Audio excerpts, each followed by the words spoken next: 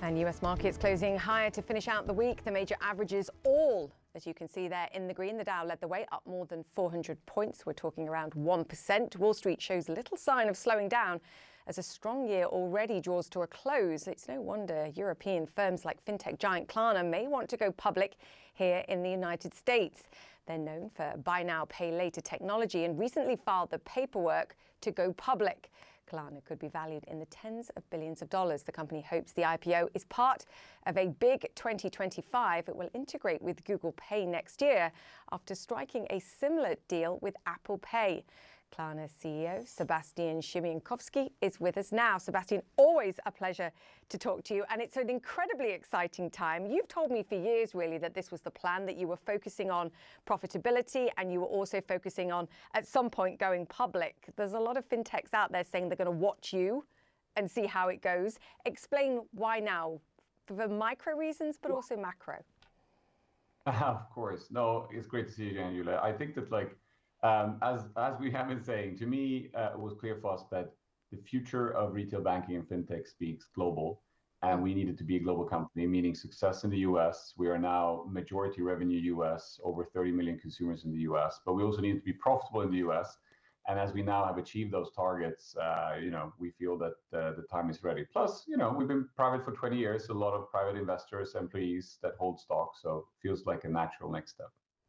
Is that why? Because such a significant proportion of your business, as you're saying, and the growth of it is in the United States now, that you chose to list in the US? Because there is a lot of bemoaning that you are this European giant. Why couldn't Europe have kept you there and see you list there rather than coming to the United States? There is some disappointment, let's be honest.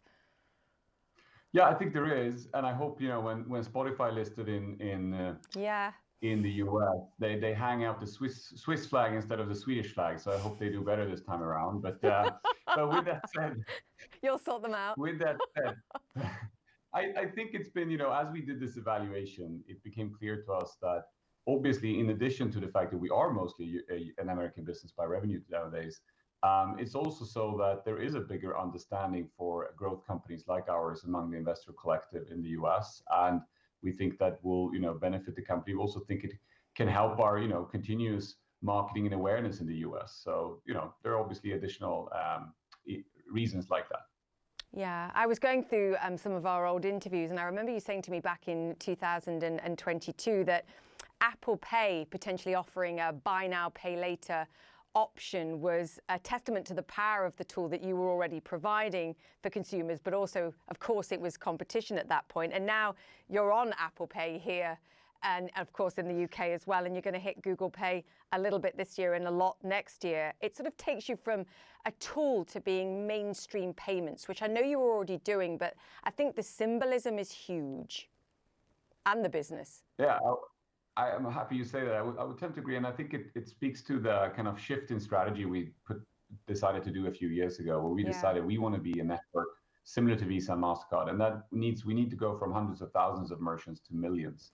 And the way we can do that is with fantastic partners like Apple, Google, and Adyen and WorldPay and all the other Stripe and other big announcements like that we've had that help us distribute our payments to consumers and merchants globally. So very, very happy about this new. And it's kind of a shift to a business to not work only directly with merchants, but through these partners.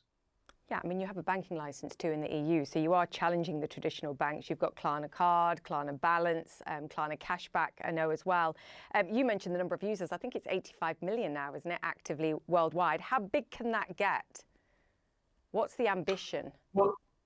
Well, I am specifically instructed to not talk too much about the future under current circumstances, but I can say what we've said previously, which is that, we have with, Impressment Watch, another fantastic Swedish company, Spotify, grow into the hundreds of millions of users. And obviously, we've already previously expressed that we aspire for the same. I do think that banking is about to shift due to AI accelerating that. And I do think that we will see a few players dominate in the retail banking space globally.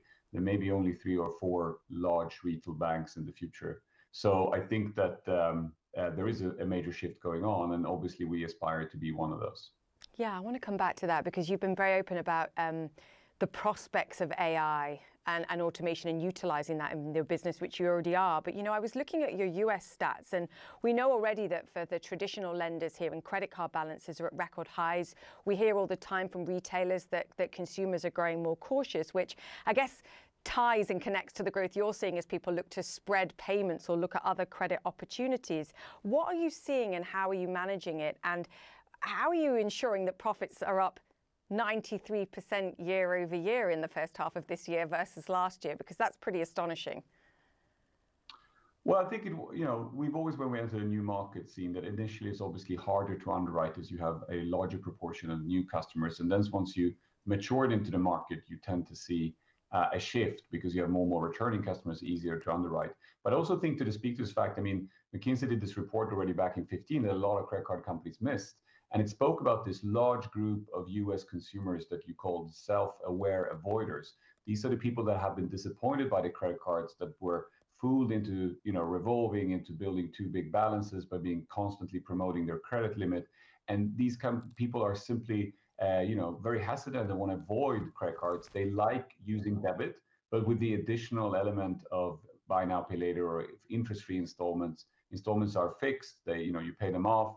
And it just leads to a healthier outcome for these consumers. And that's 25% of the US credit card, potential credit card customers. So it's a huge market that has been heavily overlooked by bankers who sit in their offices and think everyone is just looking for loyalty points because that's people working at banks. But that's not everyone, right? People are looking for other things, and not everyone appreciates those points because they many times are quite useless.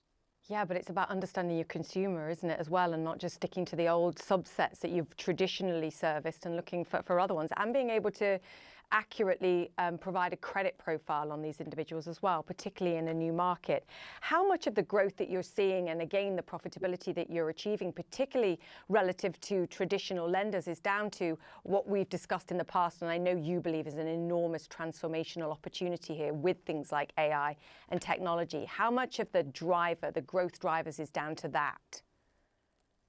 Well, it's a combination. It's definitely picking up. And I've for a long time believed, since we saw the announcement, and we've spoken about this multiple times, that I think that out of AI will be a few companies per industry that will truly embrace the technology and really kind of reimagine their businesses around it. And those companies will get the opportunity to, really accelerate their businesses. And when I look at what we do internally, take customer service as one example, where, we have reduced the number of human agents by 70% this year as a consequence of being able to use AI together with OpenAI in such a fashion. That is obviously a huge reason for the profit increase that you mentioned. But we see it across the board. Banks are also much about regulatory compliance, which is a lot about legal understanding. Legal understandings is LLMs are quite good at that. So there's tremendous amount of things that you can use this technology for in order to, basically create better services for your customers at lower cost. This is just, in my opinion, the beginning of that. I always feel smarter after I've spoken to you. It's going to be a really exciting 6 months, Sebastian. Stay in touch. Always more to discuss. Great to have you on, sir. Thank you. Thank you. Me too. Thank you. Thank you.